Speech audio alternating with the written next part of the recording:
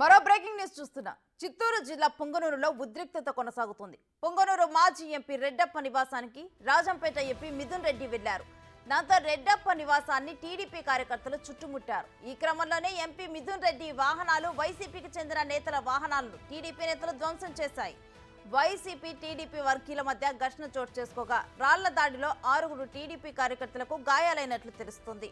ఇక ఆత్మరక్షణలో భాగంగా ఎంపీ మిథున్ రెడ్డి గన్మెన్ 3 రౌండ్లు గాల్లోకి కాల్పులు జరపడంతో మరింత ఉద్రిక్త వాతావరణం నెలకొంది. పెద్ద ఎత్తున పోలీసు బలగాలు మోహరించగా పెద్దిరెడ్డిని అడ్డుకుంటామని గతంలోనే టీడీపీ శ్రేణులు హెచ్చరించారు.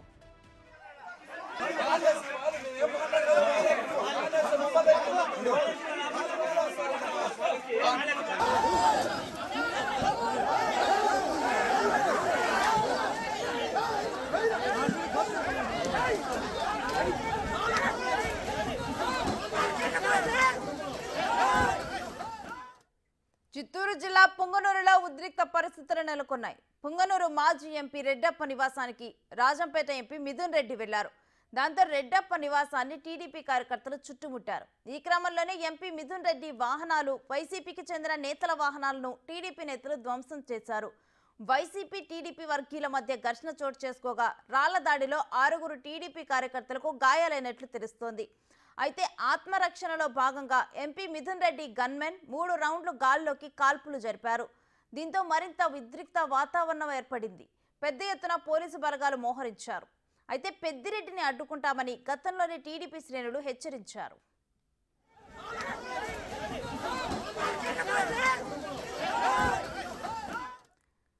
ఇదే అంశానికి సంబంధించిన మరిన్ని డీటెయిల్స్ మా ప్రతినిధి దామోదర్ లైవ్ లో అందిస్తారు. దామోదర్, పొంగనూరులో ప్రెజెంట్ ఎటువంటి సిచ్యువేషన్ నెలకొని ఉంది? శ్రీ పొంగనూరులో మనం ప్రస్తుతం చూడవచ్చు, ఉద్రిక్త పరిస్థితి యథావిధిగా కొనసాగుతుంది. ఉదయం ఏదైతే రాజంపేట ఎంపీ పెద్దిరెడ్డి మిథున్ రెడ్డి పొంగనూరులోని రెడ్డప్ప నివాసానికి చేరుకున్నాడు. ఈ విషయం తెలుసుకున్న తెలుగుదేశం పార్టీ కార్యకర్తలు ఇక్కడికి పెద్ద సంఖ్యలో చేరుకున్న పరిస్థితి. మరోవైపు మిథున్ రెడ్డి కూడా ఏదైతే తిరుపతి నుంచి తన అనుచరులతో కలిసి వచ్చి ఏదైతే మాజీ ఎంపీ రెడ్డప్ప ఇంట్లో ఉన్న విషయాన్ని తెలుసుకున్న వెంటనే కార్యకర్తలు కూడా ఇక్కడికి చేరుకున్నాడు. ప్రస్తుతం ఇది చూడొచ్చు, ఇవన్నీ వైసీపీ నాయకులకు సంబంధించిన వాహనాలను టీడీపీ కార్యకర్తలు ధ్వంసం చేసిన పరిస్థితి. మొత్తం వాహనాలన్నీ ధ్వంసమయ్యాయి. పెద్ద పెద్ద రాళ్ల బండలతో వాటిని ధ్వంసం చేశారు. అదేవిధంగా మరోవైపు ఏదైతే టీడీపీ కార్యకర్తల మీద కూడా అటువైపు నుంచి ఎంపీ ఇంటి వైపు నుంచి రాళ్లదాడి జరిగింది. ఈ రాళ్లదాడిలో 6 తెలుగుదేశం పార్టీ కార్యకర్తలు గాయపడినట్టు తెలుగుదేశం పార్టీ కార్యకర్తలు చెప్తున్నారు.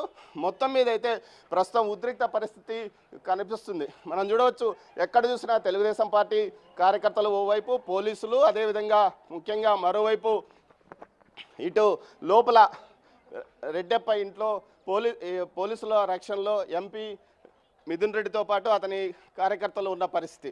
మొత్తం మీద ఇంతకుముందు మీడియాతో మాట్లాడిన రాజంపేట ఎంపీ మిథున్ రెడ్డి మాత్రం తమ కార్యకర్తల మీద గత నెల రోజులుగా దాడులు కొనసాగుతున్నాయి, ఇలాంటి పరిస్థితి గతంలో లేదు, తెలుగుదేశం పార్టీ అధికారంలోకి వచ్చి నుంచి తమ మీద దాడులు చేస్తున్నారంటూ ఆరోపిస్తున్నారు. అయితే గత సంఘటనలను దృష్టిలో ఉంచుకొని తెలుగుదేశం పార్టీ కార్యకర్తలు సీరియస్గానే తమ ఎక్కడికెక్కడ తెలుగుదేశం ఏదైతే పొంగనూరు నియోజకవర్గానికి అటు ఎంపీ మిథున్ రెడ్డి కానీ ఆయన తండ్రి పొంగనూరు శాసనసభ్యుడు పెద్దిరెడ్డి రామచంద్రరెడ్డిని రాకుండా అడ్డుకుంటున్న పరిస్థితి కనిపిస్తుంది.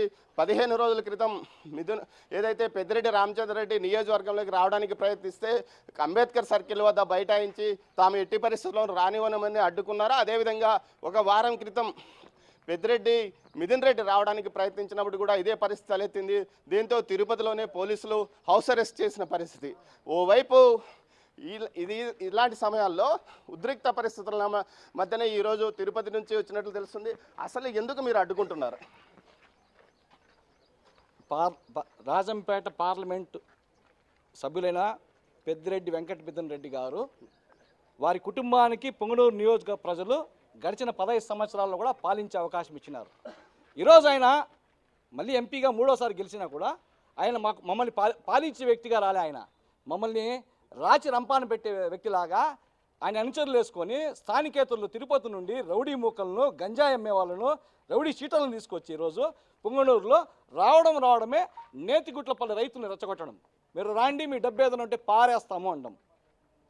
వీళ్ళు వ్యవస్థలో వీళ్ళు భాగస్వామ్యమా, వ్యవస్థలు వీళ్ళేమైనా నియంత్రిస్తున్నారా?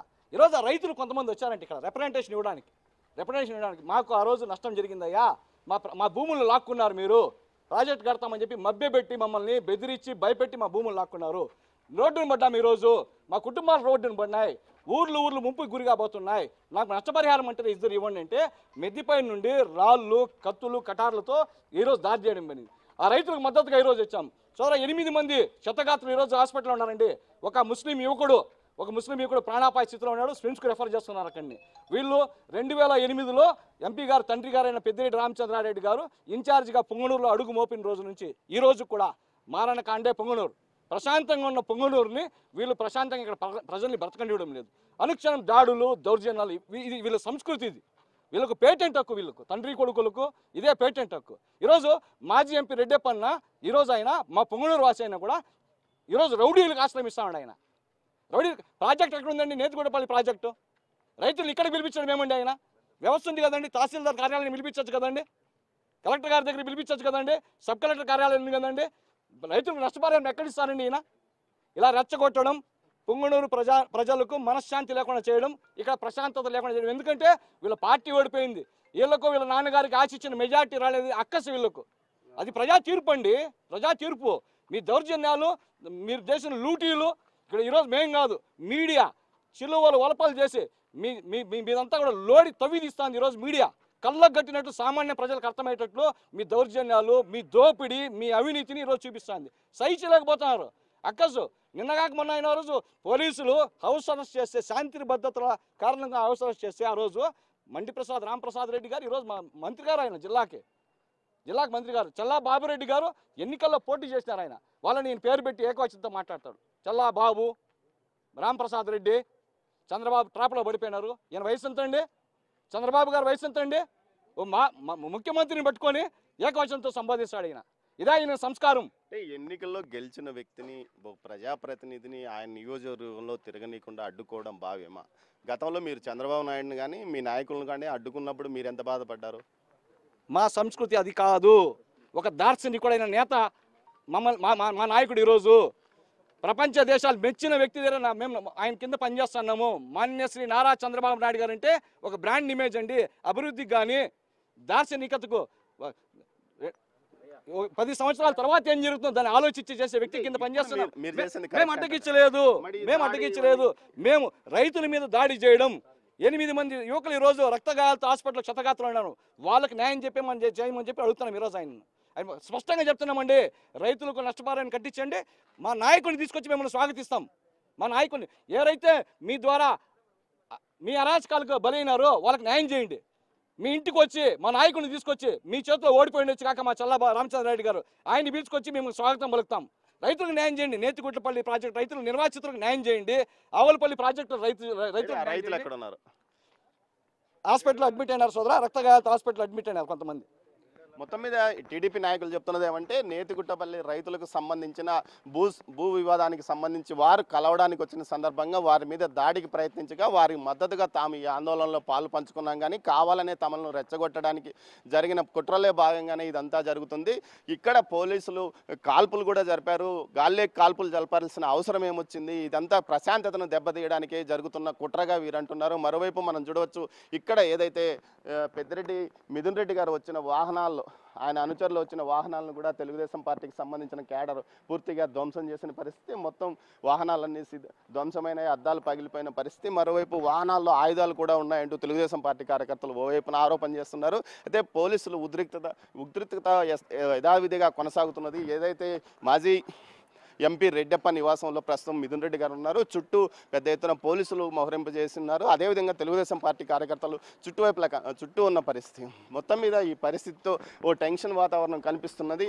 దీంతో పాటు పోలీసులు ఈ పరిస్థితిని సామరస్యంగా పరిష్కరించడానికి ప్రయత్నాలు చేస్తున్నప్పటికీ ఎక్కడా ఇరు వర్గాలు ఎక్కడా తగ్గే పరిస్థితి లేదు. తాను సాయంత్రం వరకు ఇక్కడే ఉంటానని మాజీ ఎంపీ ఏదైతే ఎంపీ మిథున్ రెడ్డి చెప్తున్నారో, మరోవైపు మేము కూడా ఇక్కడే ఉంటాము, రైతులకు అన్యాయం చేయడం వల్లనే తాము ఈ విధంగా ఆందోళనల విషయంలో తాము వారికి మద్దతుగా వచ్చాము, వారి మీద దాడి చేశారు, 8 మంది ఆసుపత్రిలో ఉన్న పరిస్థితి కూడా ఉందని చెప్తున్నారు. చూడొచ్చు మనము పెద్ద ఎత్తున అటు ఏదైతే ఈ రహదారికి ముందు కూడా అటువైపు తెలుగుదేశం పార్టీ కార్యకర్తలు ఉన్నారు, ఇటు పోలీసులు మోహరించి ఉన్నారు. దీంతోపాటు ఇటు ఇక్కడ కూడా ఆయుధాల మీద ఏదైతే వాహనాల మీద దాడి జరిగిన పరిస్థితి, మొత్తం మీద ఎటు చూసినా ఒక బీభత్సకరమైన వాతావరణం ప్రస్తుతం కనిపిస్తుంది. ఎంపీ మిథున్ రెడ్డి ప్రస్తుతం ఈ ఇంట్లోనే లోపల ఉన్న పరిస్థితి, మరోవైపు చుట్టూ తెలుగుదేశం పార్టీ కార్యకర్తలు మోహరించి ఉన్నారు. ముఖ్యంగా ఏదైతే చూస్తే ఇటు తెలుగుదేశం పార్టీ కార్యకర్తలు మాత్రం పూర్తి స్థాయిలో తమ ఆందోళనను వ్యక్తం చేస్తున్నారు. గతంలో తమను ఇబ్బంది పెట్టారు, అందుకోసమే తాము చేస్తున్నామట్లు కూడా వీరు వ్యవహరిస్తున్న పరిస్థితి ఇక్కడ కనిపిస్తుంది. Renusri. Right, thank you Damodar.